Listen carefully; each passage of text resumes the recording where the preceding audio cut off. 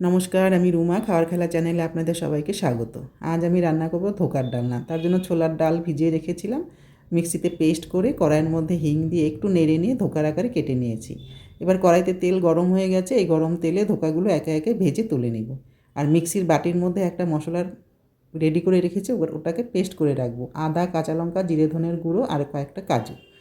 এবার এটাকে পেস্ট করে রেখে দেবো। আর এদিকে আমার ধোকাগুলো ভাজা হয়ে গেছে।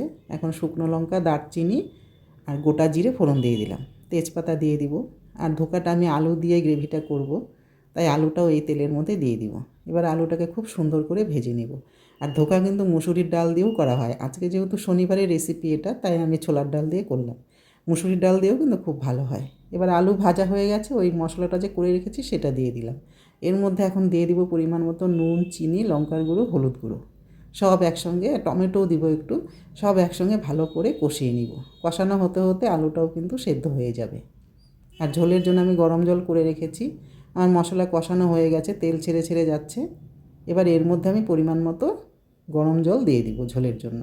বেশ অনেকটাই জল দিতে হবে, কারণ ধোকা কিন্তু অনেক ঝোল টেনে নেয়। যদিও আমি ধোকাগুলো ভাজার পরে গরম জলে ডুবিয়ে রেখেছি।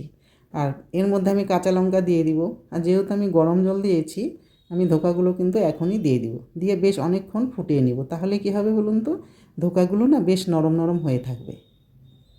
এবার পুরো ধোকাটা দিয়ে দিলাম। এবার সব ভালো করে ফুটিয়ে নিব। তা বন্ধুরা, আমার রেসিপিটা যদি ভালো লাগে, লাইক, কমেন্ট, শেয়ার করে পাশে থাকবেন। আপনারা পাশে না থাকলে এগোনো সম্ভব না। এবার ধোকাগুলো ফুটে গেছে, এর মধ্যে দিয়ে দিলাম ধনেপাতা।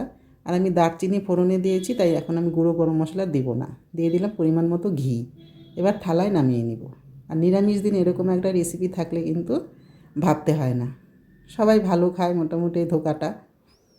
এবার এত ঝোল কিন্তু থাকবে না, ঠান্ডা হলে কিন্তু অনেক ঝোল টেনে নেয়। হয়ে গেল আমার ধোকার ডালনা। সবাইকে টাটা, কথা হবে পরের কোনো ভিডিওতে।